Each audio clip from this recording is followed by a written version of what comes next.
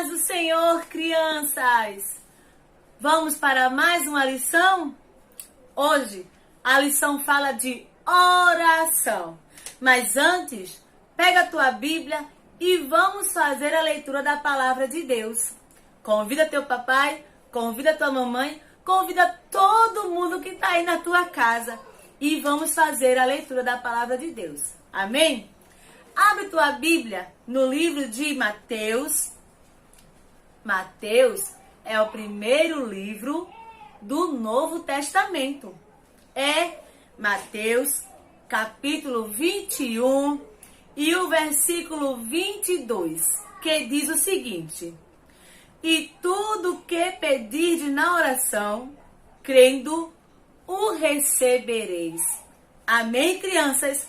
Fecha teus olhos que nós vamos orar agora. Vamos falar com o Papai do Céu. Deus, nós te agradecemos pelo teu grande amor, por tua fidelidade, por cada criança aqui, Senhor, que está conosco neste culto, com seus familiares, meu Deus querido. Continua, Senhor, derramando bênçãos sobre as nossas vidas, nos livrando, nos dando vitórias em tudo, ó Deus querido. Veja as crianças que estão enfermas, os pais, as mães, os avós, que estão nos hospitais, que estão em casa. Leva, Senhor, cura, milagres para a vida de cada um deles. E que neste dia, Senhor, tu possas entrar em cada lar com salvação. Te agradecemos por tudo. Em nome de Jesus. Amém. Bem, como eu falei, hoje nós vamos falar sobre oração. E vocês sabem me dizer o que é oração? Oração é falar. Oração é conversar.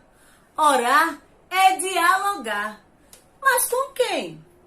Com quem eu vou orar?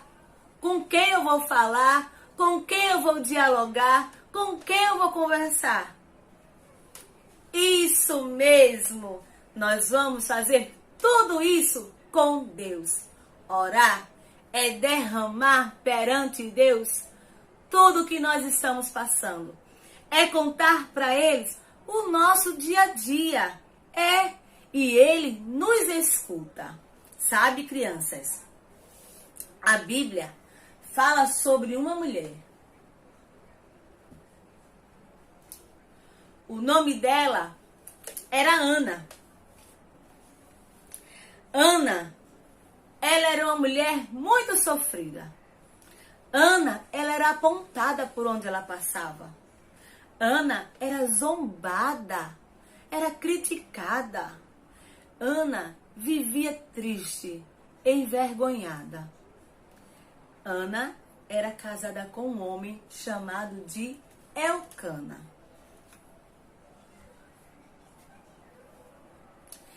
Antigamente, quando uma mulher não podia ter filho, ela era vergonha. Por isso que Ana, ela passava por todos esses sofrimentos. Podemos dizer assim, não é, crianças? Ela sofria porque por onde ela passava, as pessoas falavam mal dela. Por onde ela passava, as pessoas apontavam para ela, como eu disse outrora. Simplesmente porque Ana não podia ter filhos. Mas Elcana, todo ano, ele ia para uma cidade chamada de Siló. Fazer o quê? Preste atenção. Antigamente, quando a gente ia agradecer a Deus por alguma coisa, a gente ia até ao templo e ofertava sacrifícios ao Senhor. E Elcana, todos os anos fazia isso. Todos os anos ele ia até Siló, ele fazia sacrifícios ao Senhor, né? E eles agradeciam a Deus por todos os benefícios que o Senhor tinham feitos para eles. Mas todos os anos, Ana entrava no templo muito triste, porque Ana não tinha filhos. E Ana tinha essa vontade enorme de ser mãe. E esse sonho sendo realizado, essa vontade dela sendo realizada, a população, o povo ia parar de zombar dela, de apontar, de caçoar, de mangar. Não é assim que vocês falam? Pois é, esse ano foi diferente. Ana, quando entrou no templo, que se ajoelhou, ela não tinha palavras para expressar. Ela não conseguia balbuciar nenhuma palavra. Ana estava mais triste do que nunca. Quando Ana dobrou o joelho, ela só fazia chorar. Ana estava amargurada.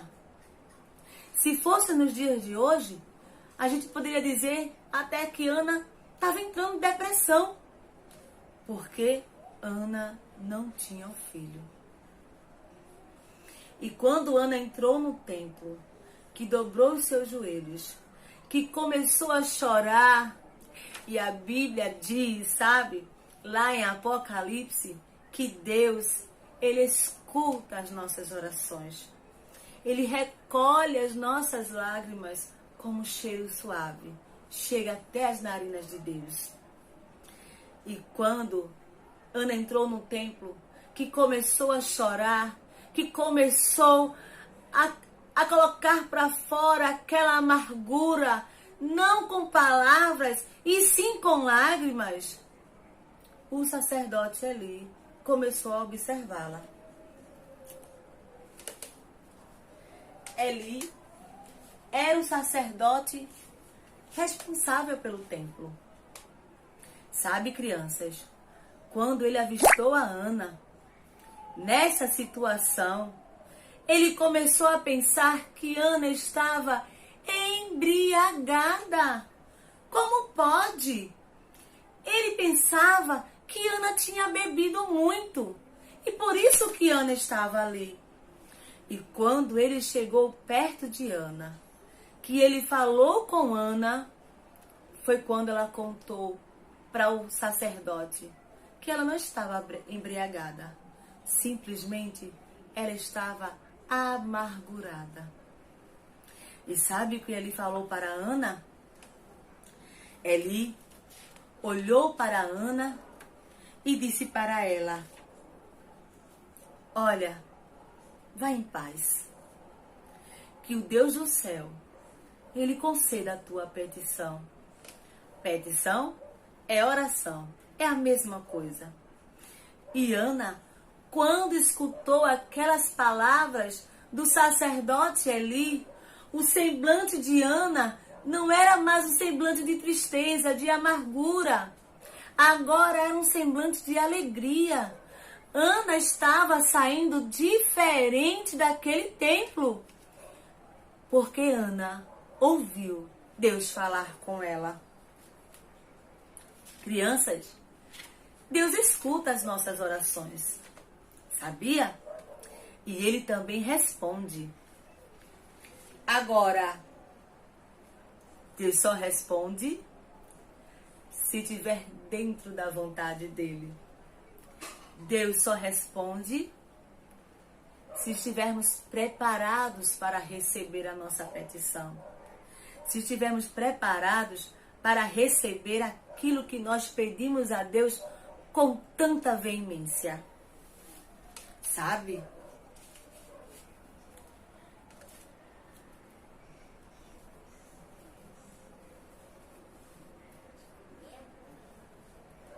Eli lembrou a Ana que quando ela levava o seu pedido ao Senhor, Deus, Ele escutava. E com a fé de Ana, Deus, Ele respondia. Mas Ele também disse para Ana que Deus iria fazer conforme a sua vontade. E como eu disse, Por mais que Ana ela estivesse pedindo e não soubesse que Deus iria responder, ela saiu de lá confiante. Ela saiu de lá sorridente, porque ela ouviu a voz de Deus. Ana passou a ter uma vida diferente. Ana passou a comer, pois ela não comia mais. Ana passou a beber. Ana passou a ter uma vida feliz. Porque Ana sabia que Deus tinha ouvido a oração dela. Sabe, criança? Com o passar do tempo, o pedido que Ana fez ao Senhor teve efeito. E outra, além de Ana pedir, Ana também prometeu. Como tia Fabiana? Quando Ana pediu ao Senhor para ter um filho, para que Deus lhe desse um filho, ela também prometeu a Deus que daria esse filho ao Senhor. Mas como? Como é que a gente pode imaginar? Ana queria um filho e ao mesmo tempo, se Deus cumprisse o desejo de Ana, ela entregaria ao Senhor. Ela entregaria ao Senhor. Porque assim ela prometeu. E Deus cumpriu. Com o passar do tempo, a barriguinha de Ana começou a crescer. E Ana estava mais feliz do que nunca. Eu acredito que Ana estava radiante, porque Ana estava esperando o filho. A vitória de Ana era o filho. Agora ninguém mais zombava de Ana. Ninguém mais apontava para Ana. Ninguém mais caçoava de Ana. Porque agora a vitória de Ana estava dentro da sua barriguinha. O seu filho estava sendo gerado. Sabe? Deus, Ele cumpre. Deus, Ele escuta. Depois que o filho de Ana nasceu, ela agora foi fazer aquilo que tinha prometido a Deus. Mais uma vez, Ana, Elcana,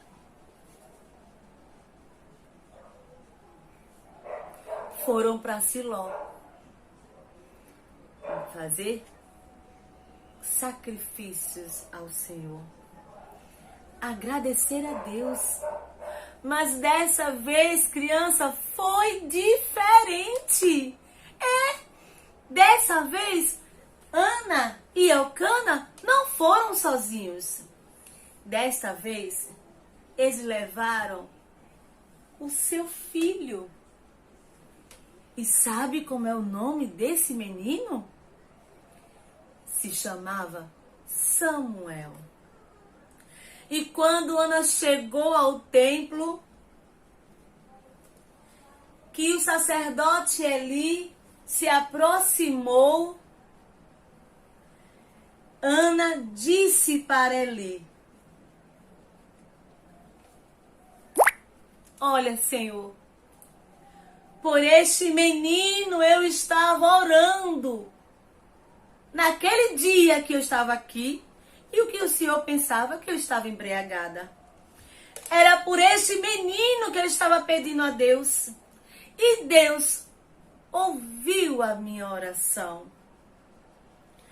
E Ana falou para Eli que tinha prometido a Deus que se Deus cumprisse o desejo de Ana, ele iria entregar Samuel ao sacerdote Eli para servir ao Senhor no templo. E assim Ana fez. Ana deixou Samuel com Eli e foi embora com Elcana.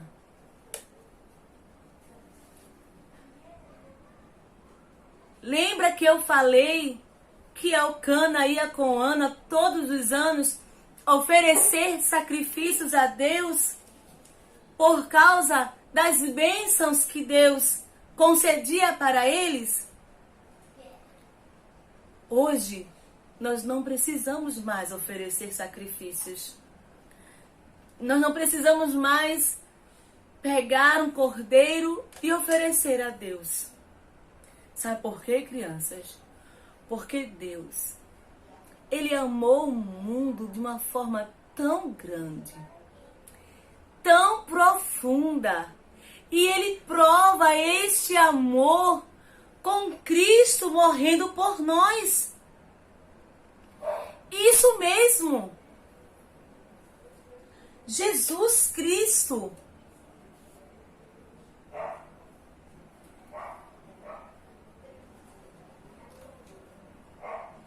Com seu precioso sangue. Ele era o Cordeiro Imaculado. Jesus, ele se entregou na cruz por mim e por você.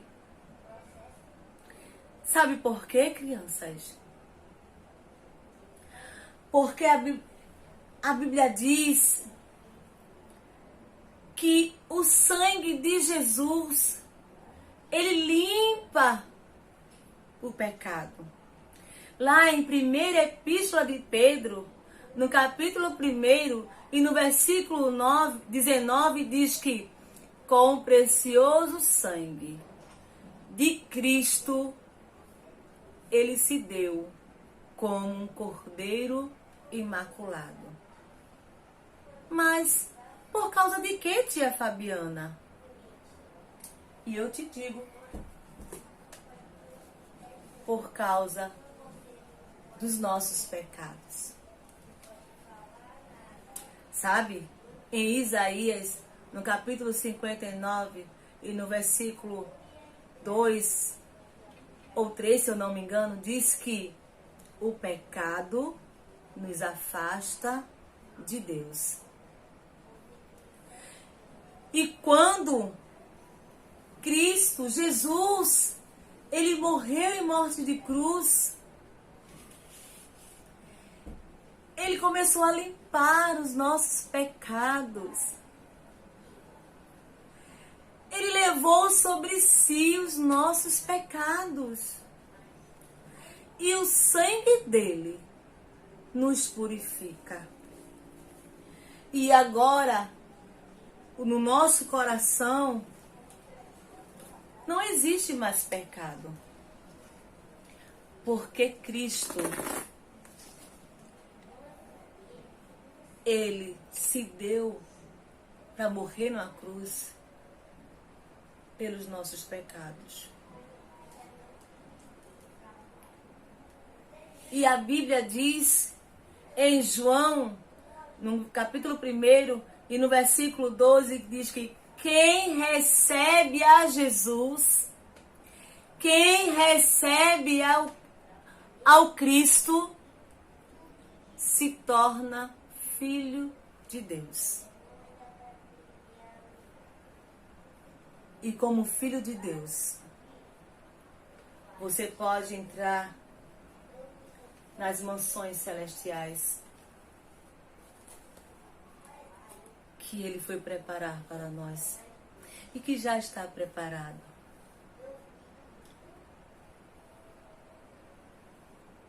Você quer, neste momento, ser chamado de filho de Deus? A Bíblia diz que você só precisa confessar que Jesus é seu Salvador. A Bíblia diz que você só precisa aceitar a Jesus. E aí, você se tornará filho de Deus. E poderá entrar nas mansões celestiais. Onde lá não haverá doença, não haverá choro, não haverá pessoas envergonhadas assim como Ana, não haverá pessoas sendo apontadas, zombadas. A Bíblia diz que lá só haverá alegria. E ainda diz mais que você irá sentar à mesa ao lado de Jesus. Se você quer, neste momento, feche os teus olhos, que nós vamos orar por você. Jesus, aí está, Senhor, os pequeninos de joelhos dobrados. Neste momento, ó Deus, eles estão confessando que Tu és o Senhor da vida deles. Eles estão confessando que querem ser chamados filhos de Deus. E eles querem, Senhor, morar contigo no céu. Contemplar a Tua face. E eu te peço, Senhor, neste momento, escreve seus nomes no livro da vida, para que eles possam ter esta oportunidade de estar contigo no céu. Eu te agradeço, Senhor, por mais uma salvação que Tu trouxeste nesta lição, neste dia. Permanece com cada um deles. Em nome de Jesus. Amém. Tchau, criança.